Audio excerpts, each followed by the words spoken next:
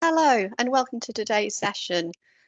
We're focusing today on the Innovate UK Agri-Tech and Food Tech Launchpad and what to do and how to start thinking ahead now about the funding from this exciting opportunity for the Eastern region. My name's Laura Hill, Innovation Mentoring Project Manager for Norfolk County Council. This webinar is from the Innovation Grant Mentoring Project, which is funded by Norfolk County Council and also from Connected Innovation. We're joined today by James Allen, Project Manager of Connected Innovation as well. So look forward to welcoming James later. The Innovation Grant Mentoring Project aims to increase awareness around to innovative businesses in the region around innovation funding and help to support businesses towards funding calls. We also offer bid writing coaching and innovation mentoring and webinars such as today's session. Okay, we'll now go on to the agenda. Okay, please note that today's session is being recorded. We'll be sending a link out to everyone next week of the recording of the event. So if you miss something, don't worry. Let's go through the agenda for today. So we're going to be joined by James Allen, Innovation Sector Manager at New Anglia LEP, who will be giving an overview of the Launchpad and the opportunity this brings to us. And then we'll be joined by David Kaye, Innovation Advisor and also Project Mentor and Bid Writing Coach on our project, the Innovation Grant Mentoring Project. He'll be focusing on how to get prepared for the future funding bids from the Launchpad and what you can do now. So following those two talks, I'll be then talking to you about the Innovation Grant Mentoring Project. For those of you who aren't signed up to the project, we'll give you more information about the assistance we can provide and how we may be able to support your business going into this Launchpad or other innovation funding calls. And then following that, we'll be having a question session. Please add your questions to the Q&A bar throughout the session, and I'll pick up on those at the end of our webinar. Hopefully we'll have a chance to answer all those at that point, but if not, we'll be able to pick up on those later with you individually. So thank you very much, and we look forward to delivering this webinar on this exciting opportunity. So first of all, I'll hand over to James Allen, the Innovation Sector Manager at New Anglia LEP, who'll be talking about the Launchpad. Thanks, James. Thanks, Laura, and good afternoon, everyone. So I'm James Allen, as Laura mentioned, Innovation and Sectors Manager at New Anglia Local Enterprise Partnership and also Connected Innovation Programme Manager. I'll just talk about that for two seconds to explain what it is. So Connected Innovation is our kind of major innovation programme, which is supporting Norfolk and Suffolk's innovation ecosystem, linking together 26 innovation hubs, incubators and accelerators, universities, research institutes and the Freeport, together with business innovation clusters across Norfolk and Suffolk. Next slide, please, Jeff. So I'll give a bit of background around the Innovate UK Launchpad programme before sort of diving into what's happening around the country and then kind of the background to our bid and the opportunities available. So the kind of the Launchpads themselves are effectively sort of programmed to support and grow business innovation clusters around the country, tailored to specific sectoral opportunities. And I suppose the activities are kind of tailored to the regional need as well. So each region has locked off innovation funding up to £7.5 million. And then there are all sorts of things that come with the Launchpad. So wraparound support, cluster management, and then opportunities for sort of trials and test beds as well. And importantly, these Launchpads are developed in co-creation with local leadership. So I'll kind of come on to our one in a bit around that side. Next slide, please, Jeff. So here's a flavour of what's happening across the country. As you can see, a really good spread of Launchpad activity around the UK. There were two pilots that kick-started all of this off in 2022. and really this was kind of, I suppose, a tester for Innovate UK before rolling out to the rest of the UK. So we had kind of an additional 8 launchpads announced in October 2023, which is when our launchpad was announced. So as you can see, we're bringing a bit of activity over to the east, with the rest kind of west and up through the Midlands to the north. Next slide, please, Jeff. So in terms of our launchpad, I'll give a bit of background now in terms of the bid that went in. So the Agri-Tech and Food Tech launchpad covering the Eastern region, the background to all of this really came back in 2021. The sort of 3 partners behind the bid, New Anglia Local Enterprise Partnership, Greater Lincolnshire LEP, and Cambridgeshire and Peterborough Combined Authority came together to develop what we call the kind of regional narrative around agri-food in this sort of geography.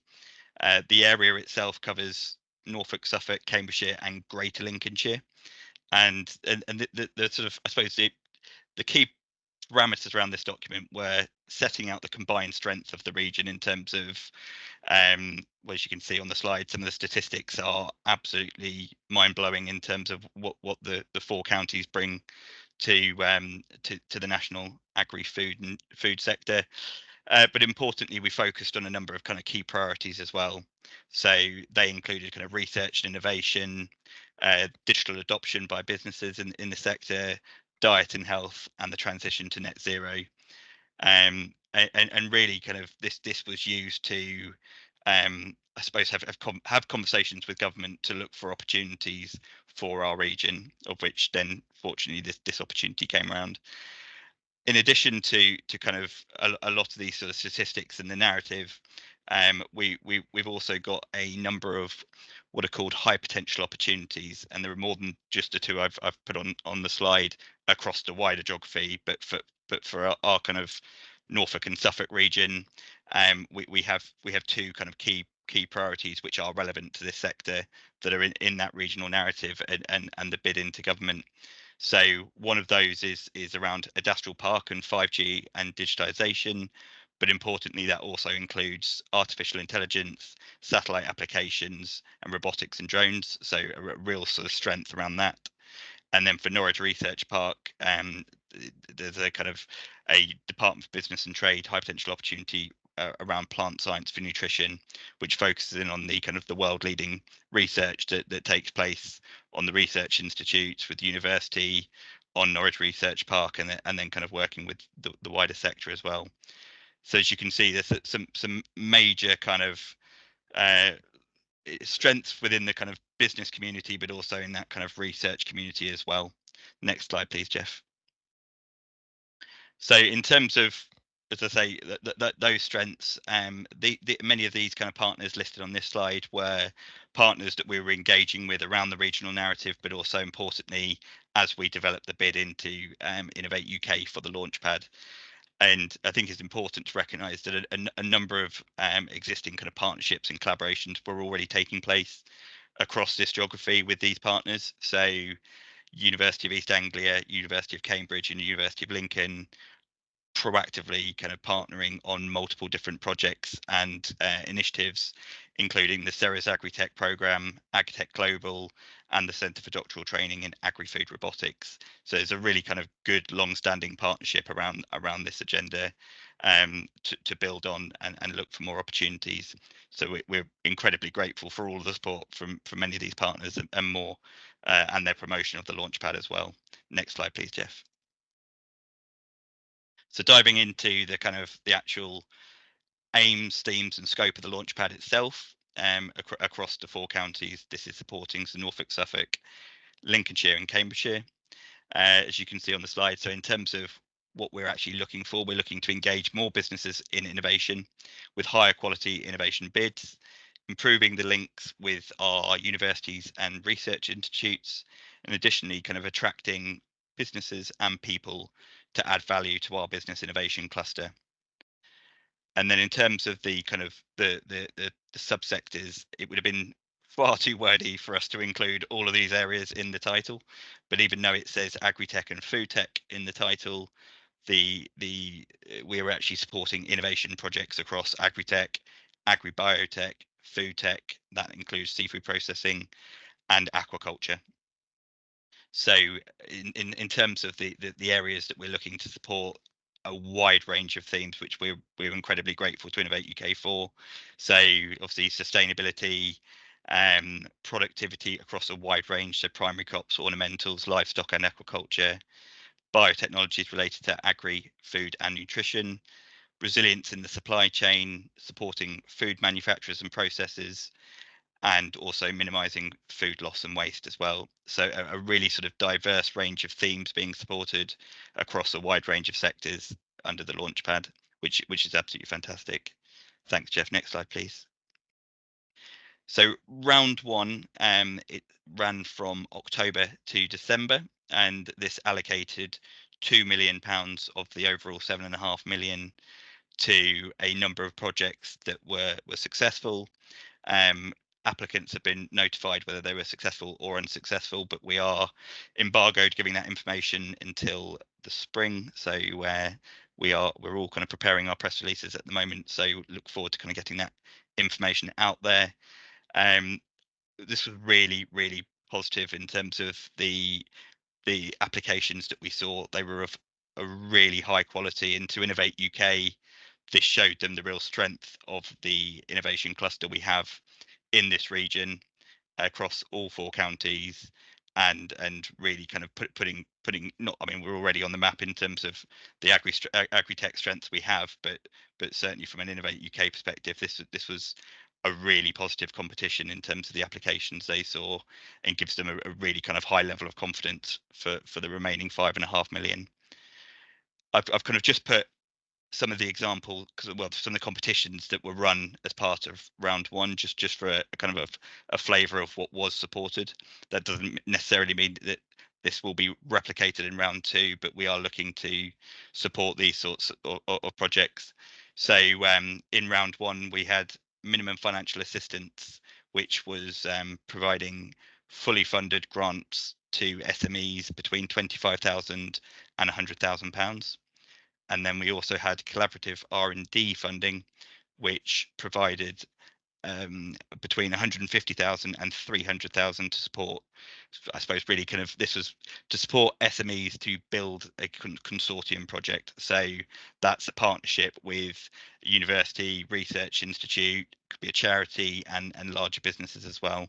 So we saw some really fantastic applications across both of those rounds. And yeah, I mean, we're currently working with Innovate UK to look at the exact date for the next round, but we are edging there. So we're really encouraging partners to, I suppose, get their projects as up and ready as they possibly can, and to work with the support that's available within the region, to kind of take advantage of that and get as ready as we can for when the kind of competition windows open. Next slide, please, Jeff. So yeah, in terms of that support that is available, as I mentioned earlier, obviously I'm program manager for Connected Innovation, and kind of the contact point for Norfolk and Suffolk on the Launchpad. So please do get in touch if you've got any questions at all around the Launchpad, and we can kind of direct you where it needs to be, whether that's from a eligibility perspective, or whether you're looking to form a consortium and you're looking for partners around a specific project. We can kind of point you in the right direction on all of that. And then as Laura mentioned earlier, we've got the Innovation Grant Mentoring Project that's launching the webinar today. So lots of support that's available to companies in Norfolk and Suffolk looking to bid into this locked off innovation funding. So a really fantastic opportunity for the region. I'm aware that there might be businesses or organisations outside of Norfolk and Suffolk joining today. So if you are based in Cambridgeshire or Lincolnshire, I've just added the contacts for those counties as well. So please do reach out to those if you're in those areas. Next slide, please, Jeff. And yeah, this is my final slide. So this is really just sort of setting out the additional support that's available from Innovate UK side. We would say definitely kind of come to us first, and we can kind of pinpoint you around. But the the opportunity, the sort of offering that they've got is I suppose the business growth team can sort of check on eligibility, and the business connect team, as you can sort of see from the bottom half, they've got an Agri-Food team there that can kind of connect you up with additional partners, whether that's kind of academic or from industry around the UK to form consortia. And I think one of the kind of key points that we've seen, with certainly with round one, and we kind of keep banging the drum, is these projects have to deliver value within this region to the cluster.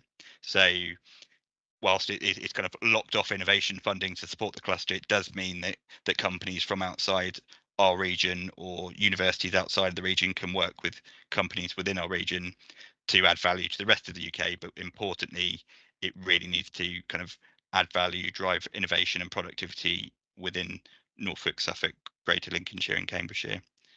Thanks, Jeff. I think that's everything from my side.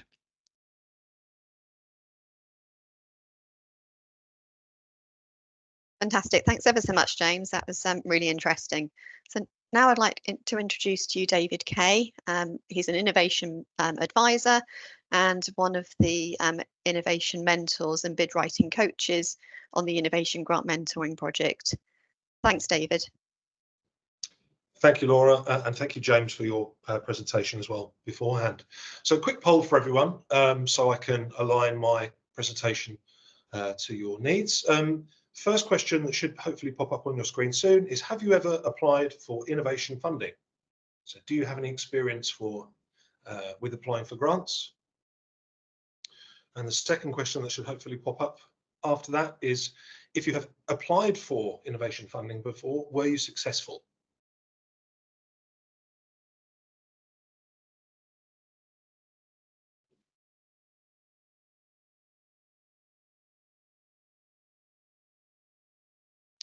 So it's in the chat, that's exciting. So I'm obviously going to tick a yes to both.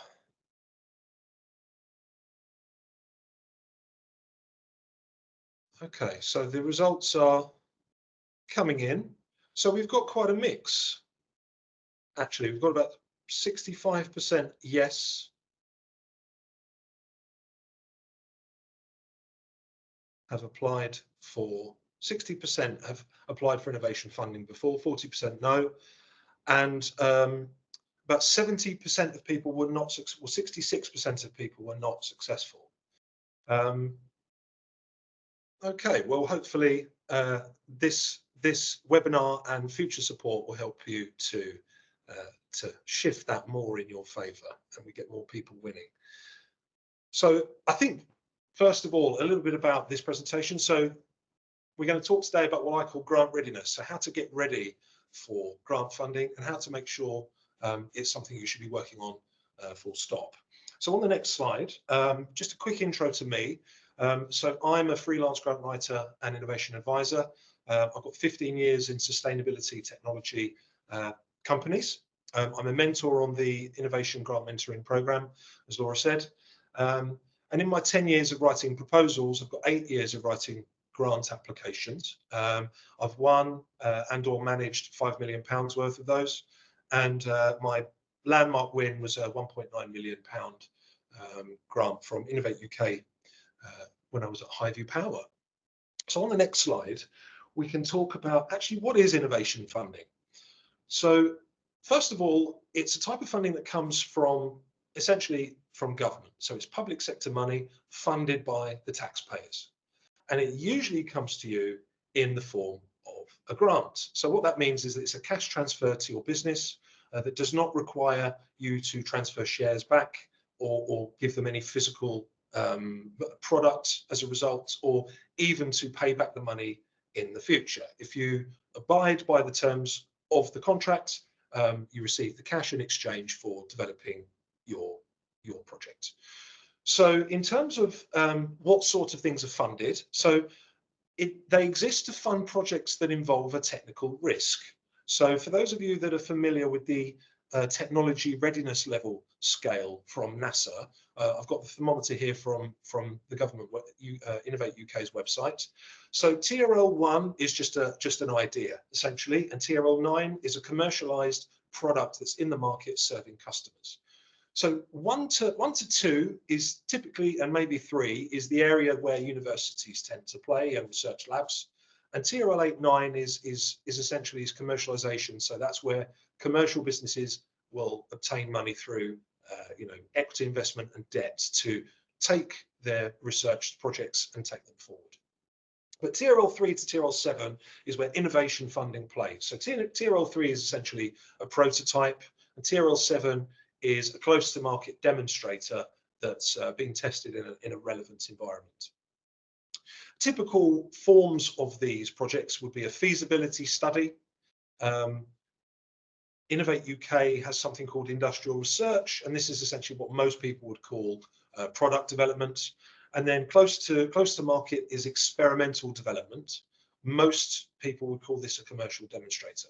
So we'll talk about why these are relevant in a second. But why does government do this? Why does it care? Well, the reality is that projects that have a technical risk can often not be invested in by businesses and organisations because they're concerned that they may not deliver within the budget that they have, or even if they do deliver the innovation that they want, they may not be able to, for some reason, commercialise it. They may have exhausted funding, they may have taken too long to deliver it. So there are real risks with developing R&D projects, as you may well know. So government creates these grant schemes to essentially incentivise the development of property and de-risk the R&D for organisations. Typically, feasibility studies and industrial research projects have a higher intensity of grant funding, and a commercial demonstrator will be slightly lower, and we'll talk about that in a second. But grant funding, how does it work? Well, it's paid in arrears. So when you win your project and you pass the financial due diligence process, by which the government will just check that you are a real entity and you have a real project and you have the financial capability to deliver the project, they will send you a grant offer letter, and then the project will commence. Then you will undertake your R&D as agreed, and you will bill them usually every quarter. You will have a review process, and then your invoice will be paid once approved by the relevant funding body. Now, this is really important because what this immediately implies is that you need to have, at the very least, the working capital to deliver the project on that 3 to 4 monthly basis. And the payment structure can change depending on the grant funding competition that you're applying to, but that's the kind of the general way it works in the UK. Crucially, you can only put certain sorts of costs through the project, and we'll cover that more later. But it's really important when you think about the design of your project that you take that into account. And something I mentioned earlier, the grant sometimes covers 100% of the costs, and James earlier talked about the minimum financial assistance opportunities. They are less common than the more common type, which will only cover about 50 to 70% of the allowed project costs. So the amount of grant funding will be stated in the competition, and it usually varies depending on how big your organisation is in terms of if it's a small business or a large business. It will also depend on which of the 3 categories we've identified here. So typically feasibility studies and industrial research will get 70%, and experimental development I think is around 45 to 50% funded usually for an SME. So on the next slide, we think, okay, well, that's how they work. So what actually are the benefits? Well, crucially, this funding is non-dilutive. So unlike an equity investment where you will take new money and issue new shares, therefore diluting your existing investors, the government does not take shares in a project when it issues grant funding.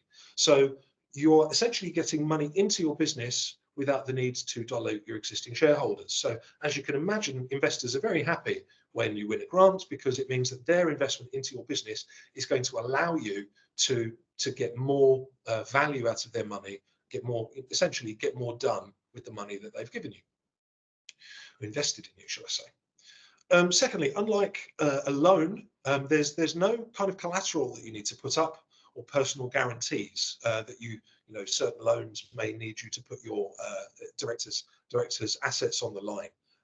With an Innovate UK project and public grant funding, if you abide by the conditions of the grant, essentially, you know, that's it. You are legally obliged to, you know, abide by the terms of the agreement. So, you know, for example, they have due diligence to make sure no fraud takes place, but you don't have to put collateral up, for example. One of the really nice benefits about public funding that you receive like this is it's essentially to a risk-free counterparty. And what I mean by that is when you sell a product or a service to somebody, there's always that small risk that they will not pay you for some reason. They'll default on the payment. Obviously, if the UK government does not pay you a grant, your grant as planned, you've got bigger things to worry about than your R&D project, because it's a risk-free counterparty. So that's really nice. It's, you know, it can really anchor the development of your organisation as you move forward. So what do they get in return for their money? So you don't need to, unlike a commercial deal, you don't need to put widgets in a lorry and ship it to them, and they store it in a warehouse. What they want to see is progress on the development of your intellectual property as you have laid out in your bid. So basically, they're paying for IP progress, not product. So you do need to, you know, build things, develop things, but the government doesn't have, you know, tends not to have a big warehouse full of, you know, different innovations over the years, because you know, it's more about how you have progressed as an organisation. So one of the nice benefits here, as we talked about earlier, is that this achieves the government's goal of de-risking R&D. So you are, you know, the apparent cost to your organisation of R&D is lower if you win a grant, which can make all the difference to a small organisation doing something groundbreaking. Now, one of the really interesting things about winning an innovation grant is that it signals to the rest of the world that there's something special about you, your problem that you're working on, and that you mean business. And why is that? Well, they could, as we've seen from the poll earlier, where 73% of people that applied did not, unfortunately, were not successful. You really have beaten other people to the win if you secure it, which is really great. So it signals that you're clearly working on something that's aligned with government policy and objectives, that there's a technical approach is interesting and has merit, and that you have plans to grow. So investors like to see that you've won grants. Staff like to see it because it shows that you're a serious company working on something important. And of course, you know, it's a great signal to customers as well that you have sort of like a seal of approval.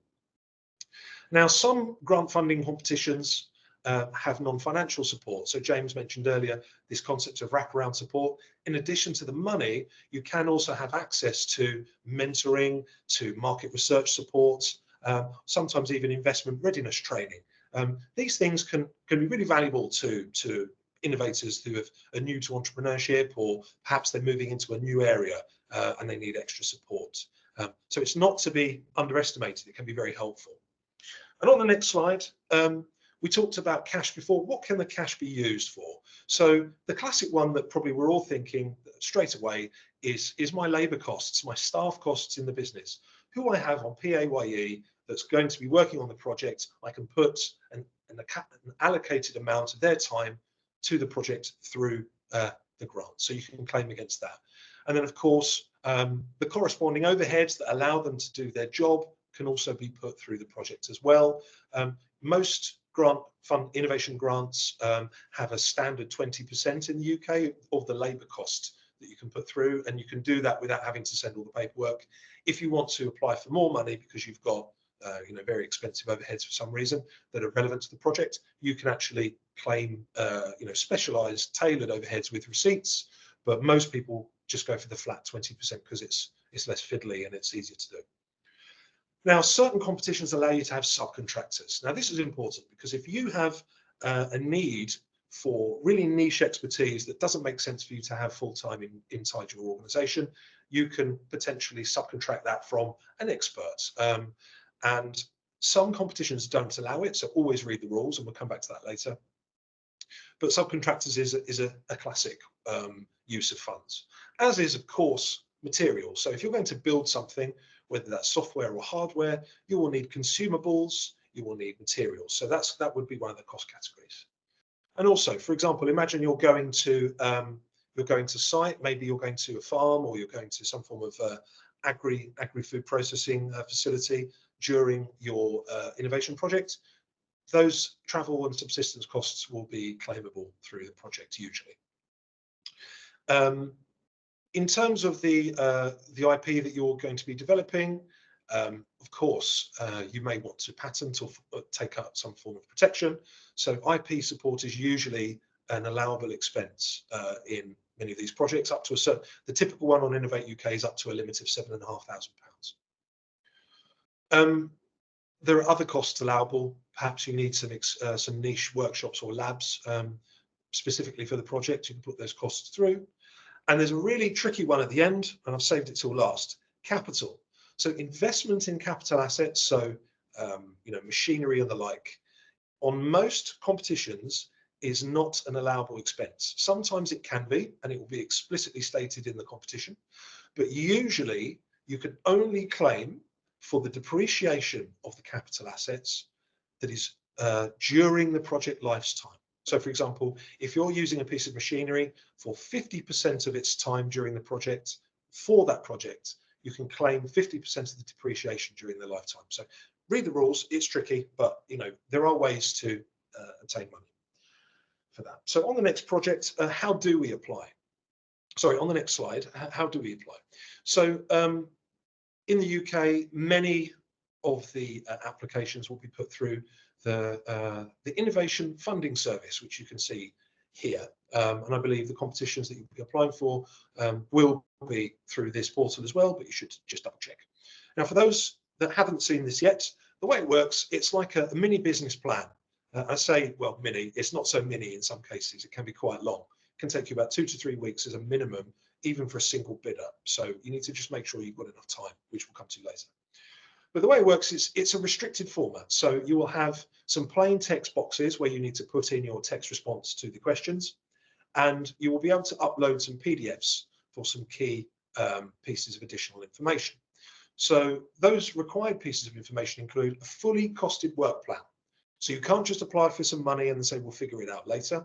You have to actually present a cost of your project and a plan of what you're going to do. And you will be evaluated and monitored during the project to make sure that you are not skiing off piste. You're actually going along the track that you said you were going to. Prevents fraud, keeps you on track, and make sure that you deliver a good R&D project. You can change your project during delivery. It usually requires a bit of paperwork, and it can be laborious and a bit risky at times if it's too far away from what you wanted to do, but these do exist. You also need to make sure you have your team identified, you identify your market and competitor, essentially background. You need to actually map out how you're planning to make money from your innovation, and you'll also talk about things like a risk register. So what's really crucial here is it will come with some competition guidance to tell you what the scope of the competition is, who can apply, and when the deadline is. Read every word in the guidance. It can be a bit dry, but it will save you heartache if you miss something crucial and you're marked as ineligible. And the key one here is the deadline. The deadline is absolutely unmovable. If you miss the deadline, you will not be allowed to submit. You will just be blocked, and you can't edit. Once the deadline has passed, you cannot negotiate. You either win the funding or you do not. You're not able, that you can't sort of say, oh, well, it's not like planning permission where you can make changes. No, that's it. So on the next slide, we will talk about how do you know if you're suitable. So in terms of the eligibility of your project, first of all, the business entity. Certain projects can be led by certain types of entity, SMEs, universities, etc. So just make sure you read that and make sure that you are the right sort of organization. They may also have rules around single bidder, just one company applying, or do you need to be in a consortium? Or for example, you may want to be in a consortium with other organizations, but you're not allowed. So just check those rules. Also, we mentioned the financial situation earlier. So the financial situation for many businesses when they start is that you need to have at least the working capital to be able to pay for all your costs during the claim period, and then essentially wait until the invoice is paid. So that working capital is important. And then you will also need to have what we call the match funding. So the percentage that's not covered by the grant from the government, you need to have that available. And during the due diligence after you've been awarded the funding, they will check your bank statement. So if you don't have the money now, you need to have eyes on how you're going to get that money to contribute to the success of the project. And then, of course, you think about the project criteria. So you think about, the size of my project. Is that going to allow me to, the project that I want to do, is it actually the right sort of size that's allowable in terms of costs? Am I delivering the right type of project? So is it going to be a feasibility study? Is that going to be allowed, for example? And of course, we mentioned the duration and the time frame. So unfortunately, Innovate UK can be, we'll come onto this later in typical mistakes, but this is actually very crucial, and it's more crucial than we like to think. If you have an urgent need to start on some R&D tomorrow, and it's absolutely mission critical you do it as soon as possible, there is a delay in submitting your bid, reviewing your bid, and then agreeing the contract. Sometimes it can be 6 months until you actually start the project. So if you need to start today, the grant funding competition may not be for you. So you need to be really critical with yourself if your project is crucial to start today or not. And then, of course, you need to also think about who your team and subcontractors are going to be. You don't need to have them contracted when you bid, but if you don't have a good idea of who's going to deliver this work, it can be a risk. So, for example, if you're doing something really clever with machine learning, and your bid depends on machine learning expertise, if you say, well, we're going to find a machine learning expert, that's a big risk to the delivery of your project. You may not actually be able to recruit someone in time. And so as a result, you will score a lot lower than people who already have a full team. So make sure you have a good view of who could be someone that you bring in, and work out a way to put them into your bid. We'll talk about scope in a second, but make sure that what the government is and the funding body is calling for is what you are proposing. If they're asking for farming tech and you want to put something to do with construction that's got nothing to do with farming and food, then of course you're either going to be ineligible or you're going to score extremely low. So don't waste your time. Be really ruthless and honest with yourself, because it saves. I always say that the most profitable bids that we write are the most profitable bids are the bad ones that we don't write. So that's something to watch out for. You need to make an appropriate level of technical risk. It shouldn't be something off the shelf that people have done millions of times before, and it shouldn't be something like something crazy that you don't really even know how you're going to get to it. You need to have a pretty well reasoned argument for why you're going to take a technical approach and why you think it will work. And the assessors can spot things a mile off that don't fit that criteria. It needs to be commercially viable. Somehow you need to make money out of it in the future, and you need to have a good view of how you're going to do that. And you actually need to want to do that. So Innovate UK is all about, and government grant funding is all about creating jobs, creating UK competitiveness, and essentially allowing us to compete in the global economy, and for our businesses and organisations to pay more tax to help the government to facilitate that moving forward. So the idea is that we need to have this ambition to grow and scale. Not every application needs to show that you're going to be a unicorn, but what it does mean is that if you're going to just do some R&D and say, well, that was neat, I'm going to put that in my shed and never look at that again, that is going to be a red flag to assessors, so don't do that. On the next slide, we talk very briefly about scope. And I won't delve into this because I'm not an expert as James in this, what's going to be put forward. But what I would say is that we know that we have some technical areas at the top, so you can talk about the sorts of things that will be allowed on the project, and then you have some of the sort of the financial and commercial criteria at the bottom.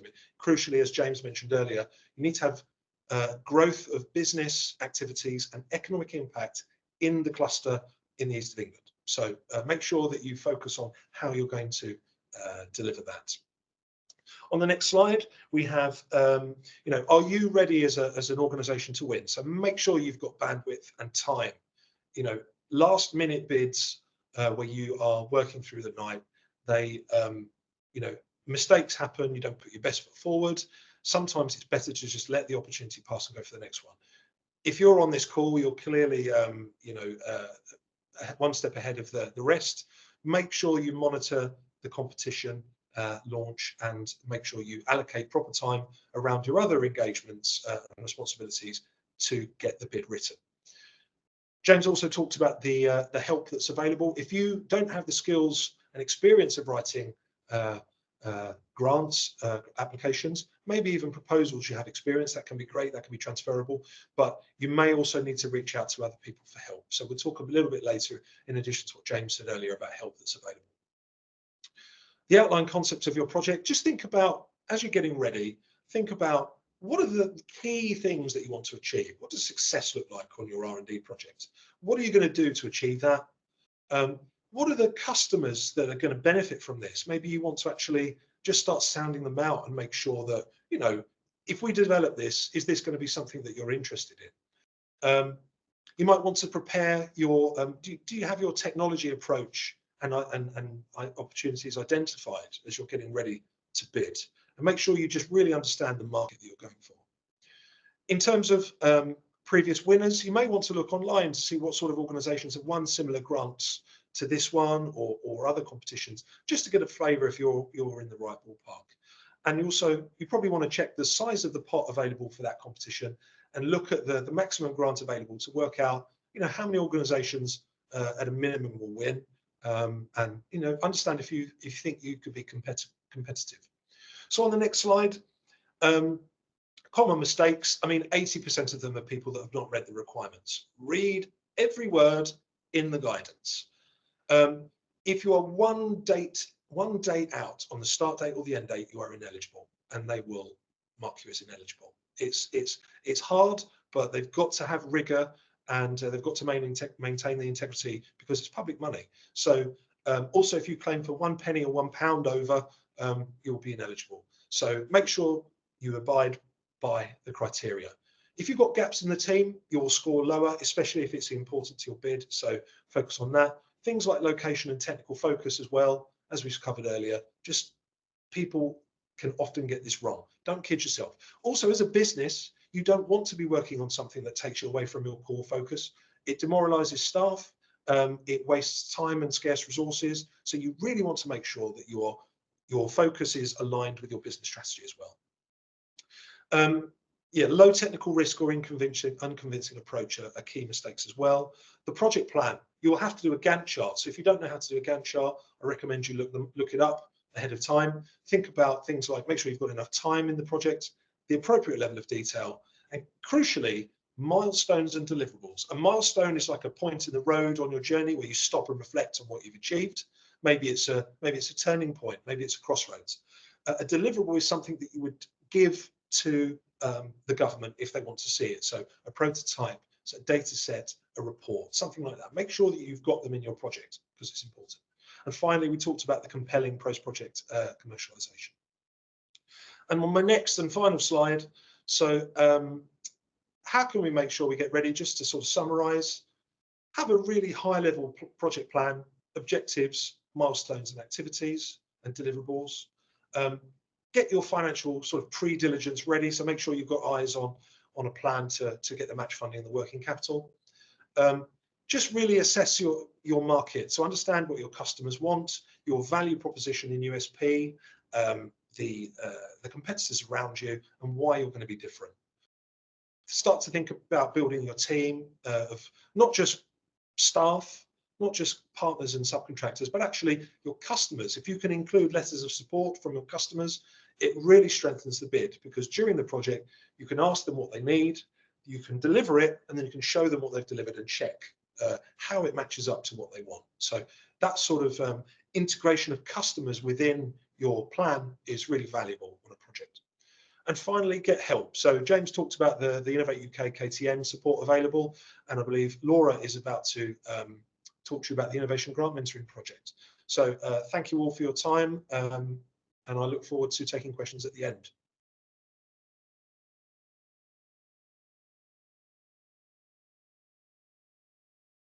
Fantastic. Thanks, James and David. And that was an extremely useful overview of the Launchpad and how to really start thinking about getting ready and what needs to be put in, what could be put in process now.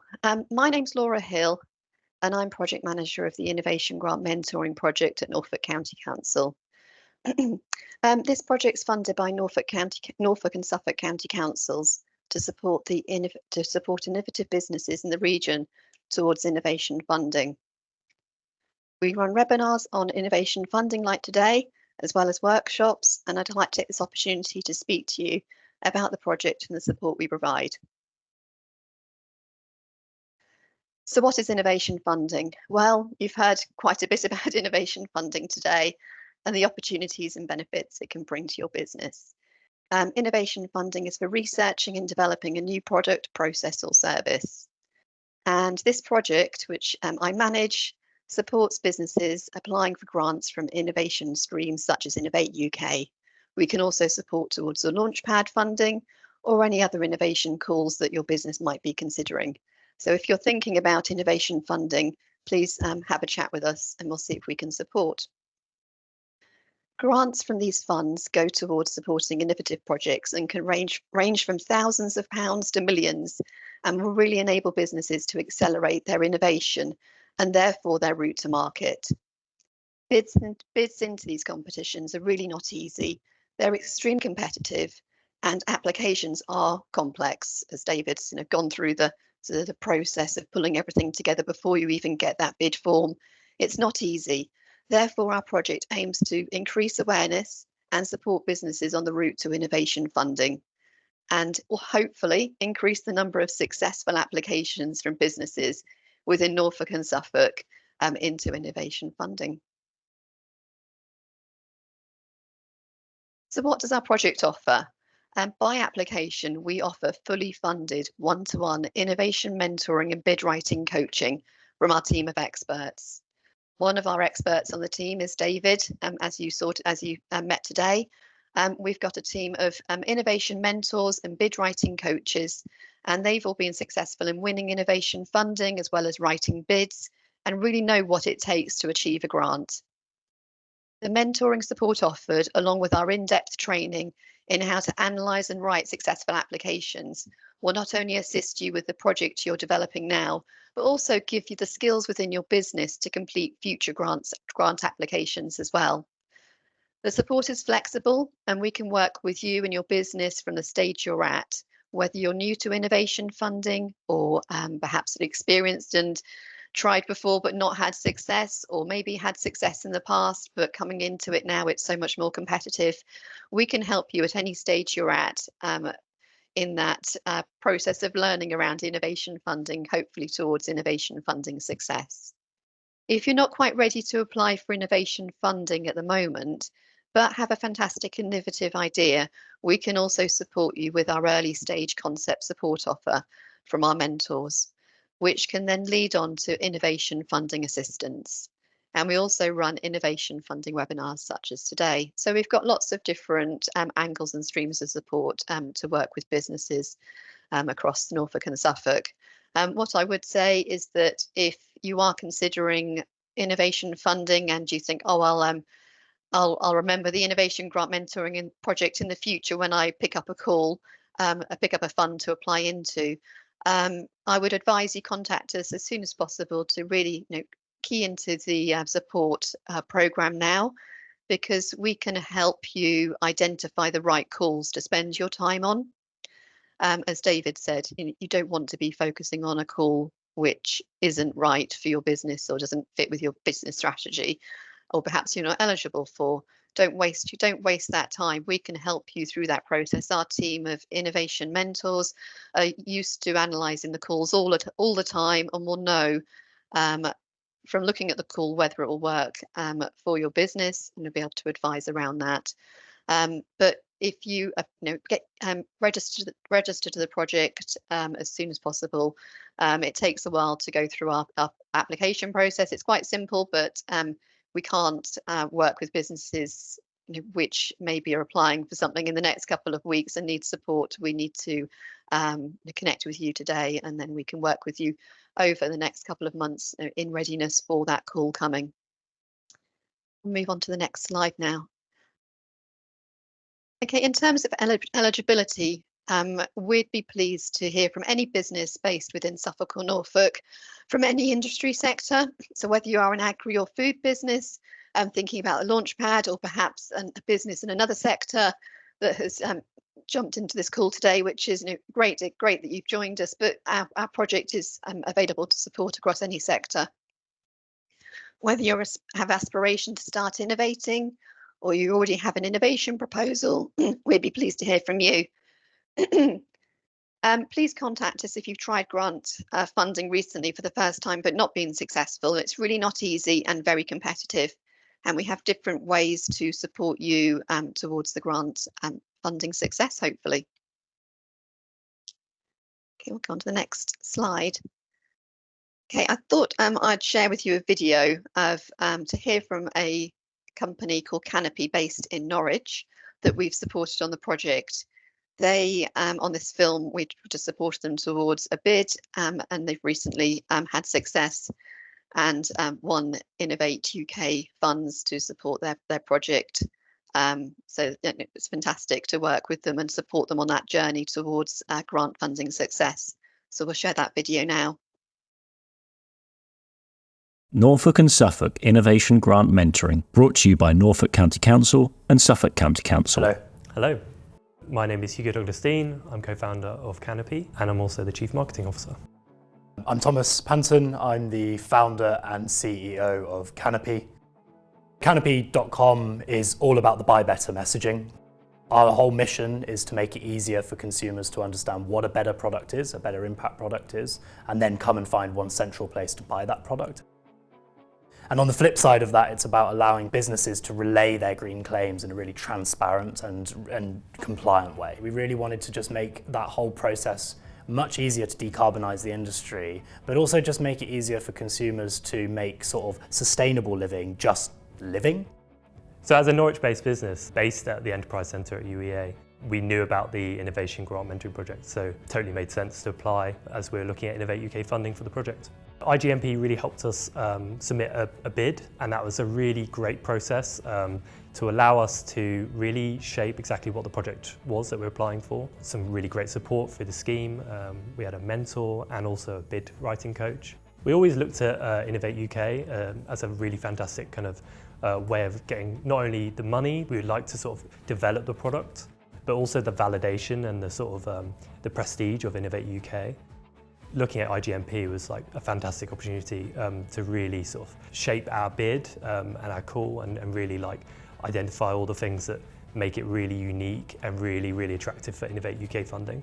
One of the things that sort of tags along with that is finding where the value is. They really want to know how you're going to commercialise that. When you come back to the basics, well, where's the real value at? You know, what is the bit that's going to make people go, this is a really exciting project, but also this is something which is going to really help the local economy and the wider global economy as well. When we go and speak to investors and we get asked about commercialisation, it's very, very clear in our heads now because we've written that all out in a really structured, really good storytelling way. Yeah, it's exciting. I would definitely recommend the Innovation Grant Mentoring project. It's been really helpful to us, not just for now, but for future development plans as well. So highly recommended. Norfolk and Suffolk Innovation Grant Mentoring. For more information, contact econdev@norfolk.gov.uk. Brought to you by Norfolk County Council and Suffolk County Council. So I hope you enjoyed that video. It's always great to hear from businesses directly on the support. It brings it into focus, the support we can provide to your business regarding innovation funding and that route to hopefully have funding success. Canopy are just one of the number of businesses that we've supported on the course of this project. We have now supported businesses with over £1.5 million worth of successful funding into Norfolk and Suffolk, which is great. And it's really interesting working with all these different innovative businesses across the region. So if you do have an innovative project in mind and keen to understand about how innovation funding might work for your business, please go to our webpage here for further details on our support programme and to register, or contact us via email, and we're happy to talk through it further before you register. Thank you ever so much for listening today. We'll take questions from the Q&A.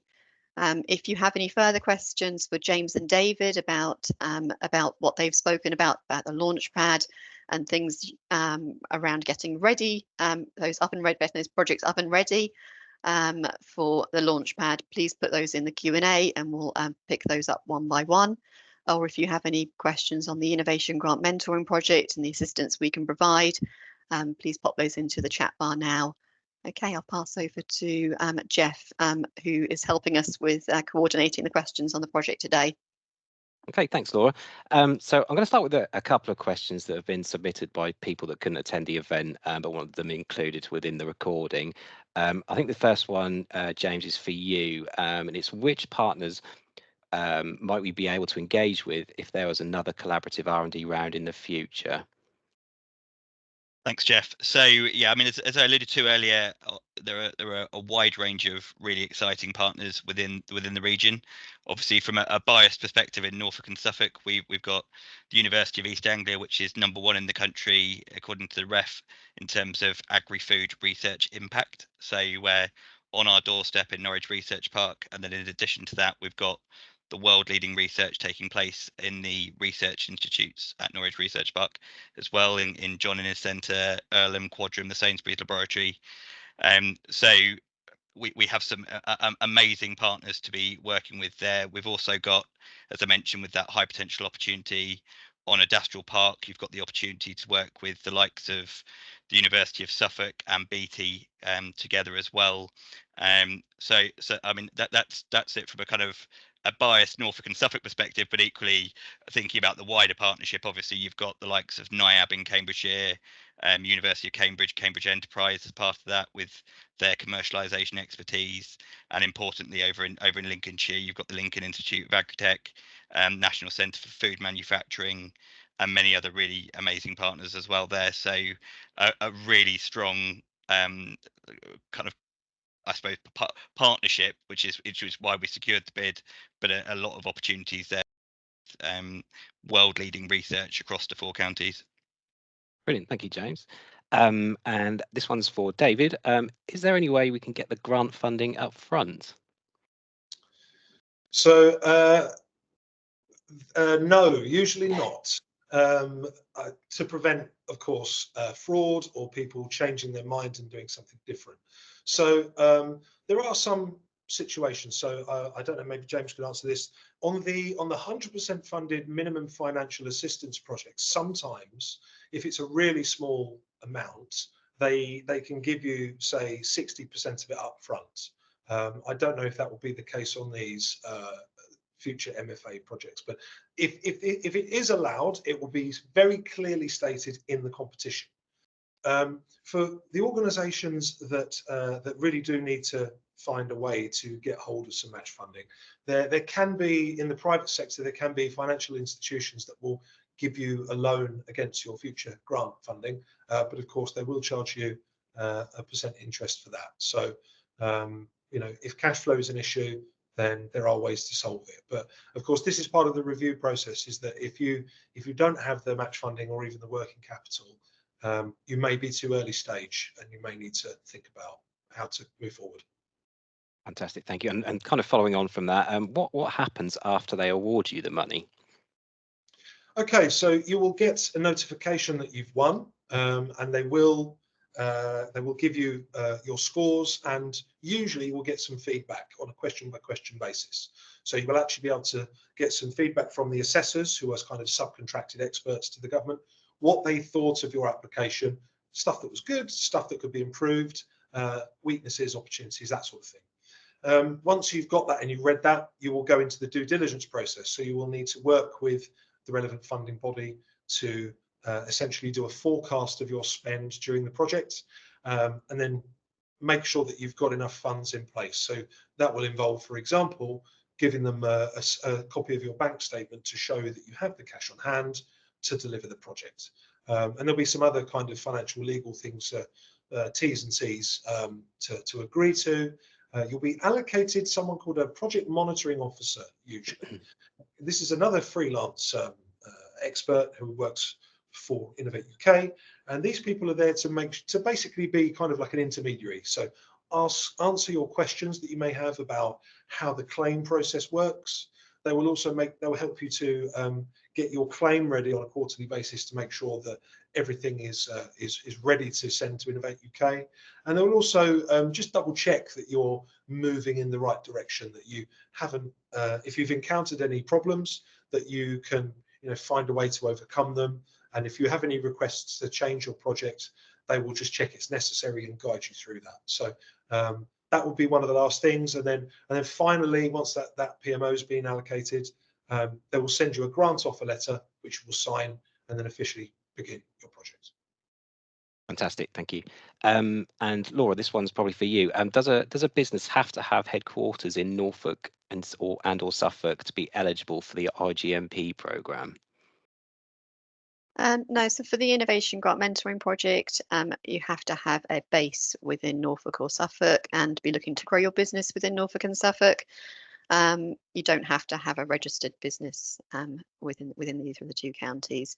But if you're unsure, please get in contact and we can talk through that and help guide you in that registration process. Brilliant, thank you. So I'm going to jump over to the Q&A panel now. So I've had a question asked whether the slides will be available. Yeah, so I assume we're going to send out a copy of the recording or a link to the recording, and we can also send out a copy of the slides as well. Next question we have. So in round one of this Launchpad, there were two strands that people could apply for: the collaborative R&D strand and the single company minimum financial assistance strand. Are you going to explain the difference between them, assuming that round two will follow a similar format? James, could you help us with that one? Yeah, so in terms of, so I did have a sort of a breakdown in terms of the earlier slides. So we had a kind of so in terms of the collaborative R&D breakdown, this is basically for project costs. So it's not the fully funded grant. So it's between 150 and 300,000 pounds to build a partnership with a research institute, a university, a charity, and it can include sort of larger corporates within that partnership to effectively sort of test and trial kind of your innovation project. So that's a kind of collaborative R&D project. And then on the minimum financial assistance side, that is, or in round one, that was a 100% fully funded grant between 25,000 and 100,000 to an SME to drive forward an innovation project along the kind of themes that we've talked about today. It's not to say that the round one kind of competitions will be exactly replicated in round two. We are kind of finalising the details with Innovate UK at the moment in terms of the exact launch date for the competition, and also kind of which competitions get selected. Innovate UK have a number of different competitions that they like to include, so they have a real kind of portfolio selection, if you will, at the end of these sort of programs. So it's still likely we'll see sort of these sorts of competitions. It's just when they're timed in terms of their sort of them coming into play. Thanks, Jeff. Thank you. And it's probably another one for you here, James, actually. What's the normal success threshold in terms of the marks out of 100? So they comment that their project got 77.8% and was not successful. Yeah, I mean, one of the things that we saw for this competition, and I'm sure sort of Laura and David can talk about kind of wider Innovate UK competitions, but what we saw in round one was an extremely high, very, very high quality of innovation bids, and we were, I suppose, as a collective, sort of distraught not to be supporting more projects, because actually we had a commitment of 2 million for round one. So we saw a really, really high kind of level of turnout. So I mean, we saw some bids in there sort of not any higher than 80, but in the 80s that weren't actually getting funded, which when you look at some of the other launch pads across the rest of the country, that it probably wasn't as competitive as that. But I think from a positive sign, that shows that we have a really, really strong Agri-Tech, Agri-Biotech, Food Tech and Aquaculture kind of cluster within this region. Positively as well, what we are seeing in kind of, we've got 5.5 million left in the kind of the budget. So the first round was a much smaller allocation. So hopefully this will kind of give a kind of a greater chance to many of you. But also, if you've gone into round one and you were that close away, once again, it makes perfect sense to then go and speak to Laura and the team at the Innovation Grant Mentoring Project, taking your feedback that you received from Innovate UK, because they'll be able to really kind of get you that kind of additional percentage, which might make the difference between an unsuccessful and a successful application. That's what they do. Thank you. And back over to you, David. I think so. Letters of support were mentioned from potential customers being useful. How do you add these to your grant submission? Yeah, good question. Very good question. And I suppose it's related to the submission process, which James just answered as well. I mean, basically, just on the topic of the percentage score that you need to achieve, you really, if you're going to be in a fighting chance to win any grant, you always need to be above the 80s.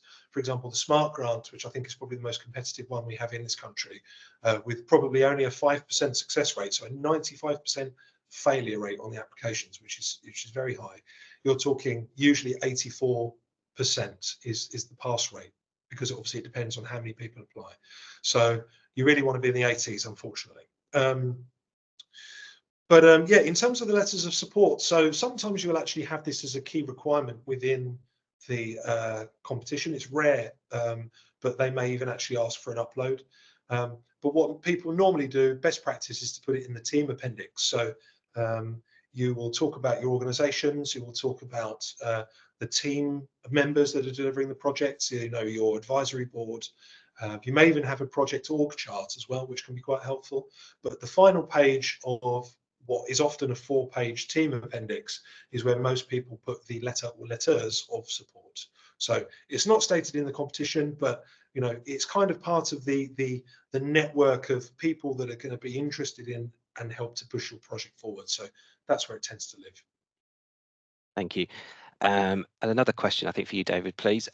Who owns the IP on the collaborative R&D, or is this a contract collaboration agreement question?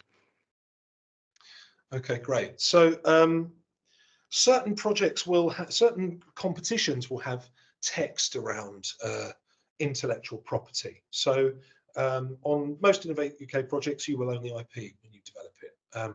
There are certain situations, there's a mechanism for funding called SBRI, which I think is the Small Business Research Initiative or something, where the IP situation is a little bit different. But on the collaborative R&D projects, you will own it.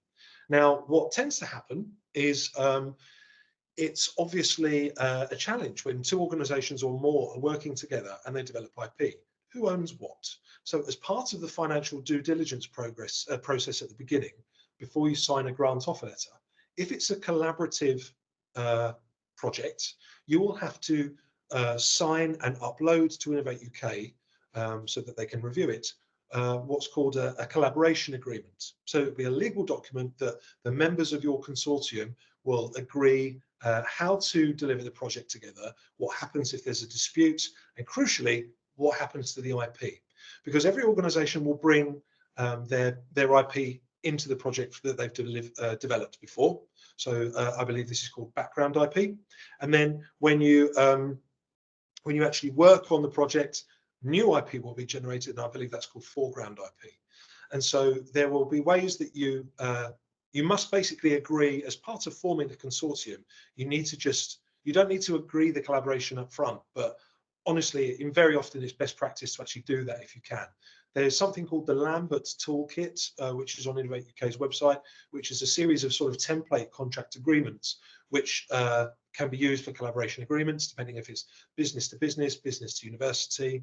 And it's worth just a very quick mention about collaborating with the university as a business. Universities want two things. Firstly, they want to publish their work in research journals, because it's pretty much their key KPI as a university is publishing work to contribute to the body of knowledge. And secondly, they do want to own IP if they can, if they've spent money developing it. So, you need to make sure that you're aligned on the expectations here. So, you know, if you're a business, if it's core to what you're doing, you need to make sure that if you don't own it, at the very least, their work, you get a royalty-free perpetual license to use it. Also on publication, you usually want to have some sort of veto or time delay on publication.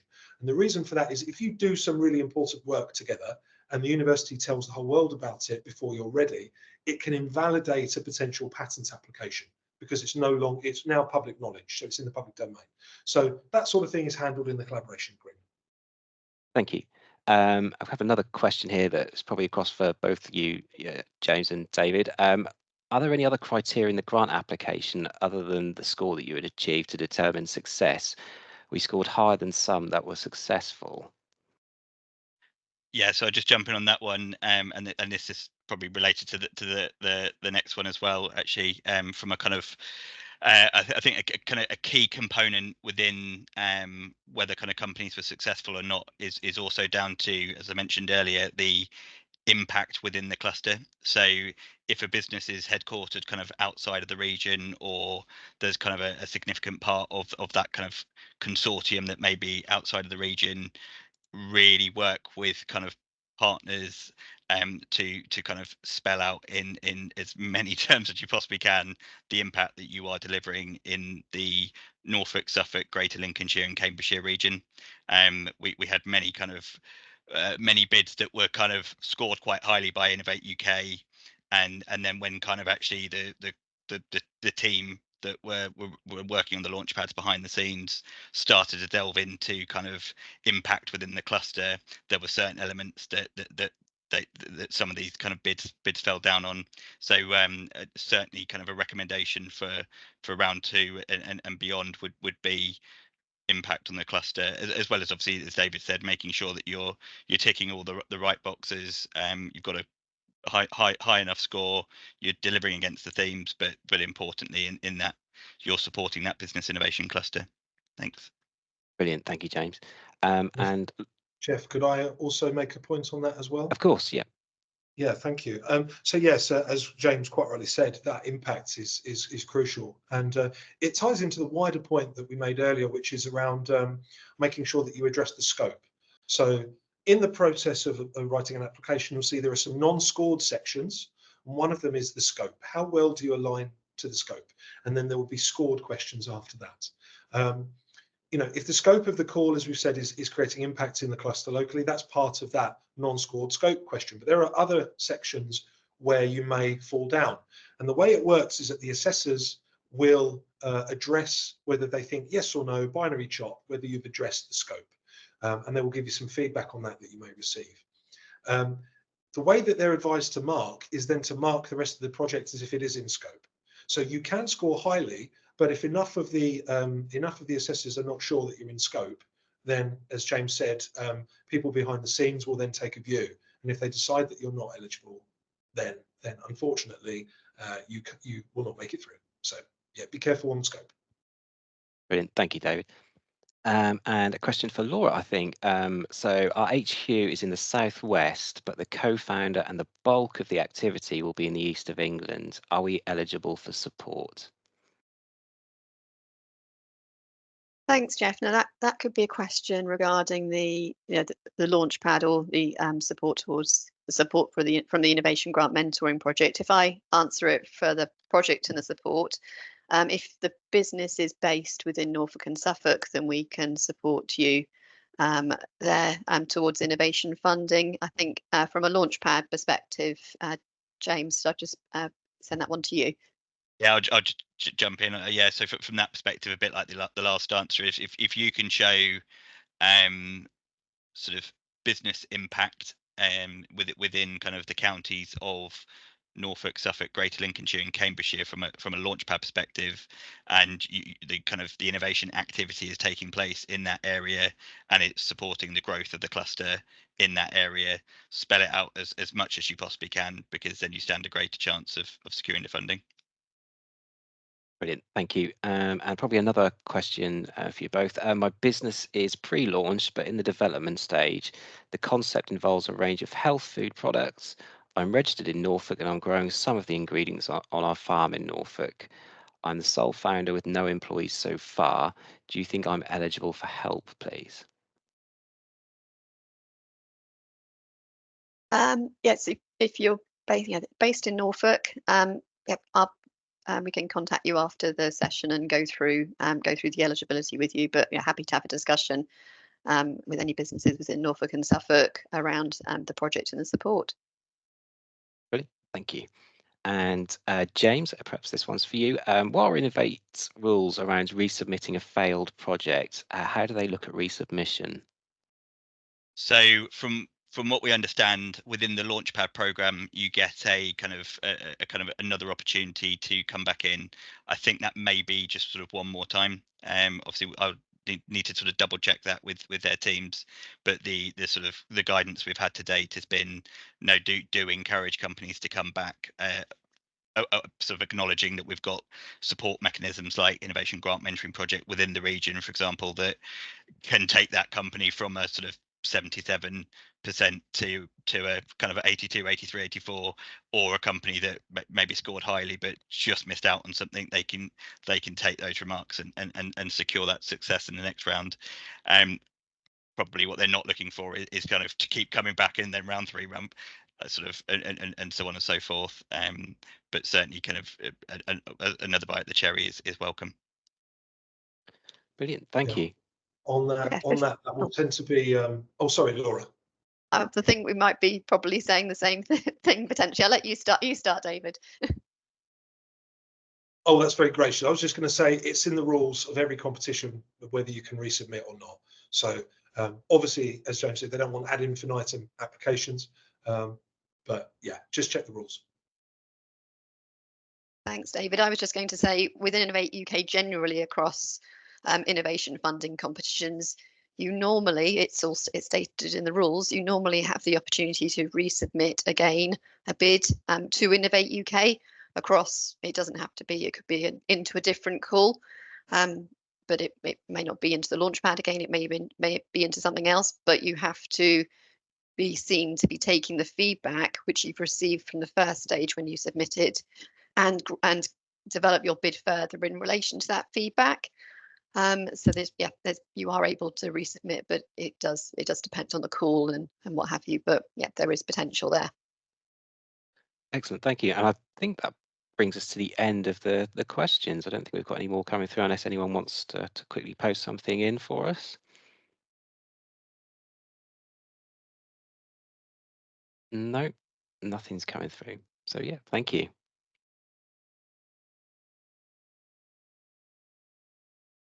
Fantastic. Thanks ever so much, Jeff, for leading that question session, and to our panel, David Kaye and James Allen. Thank you for your support on the project webinar today.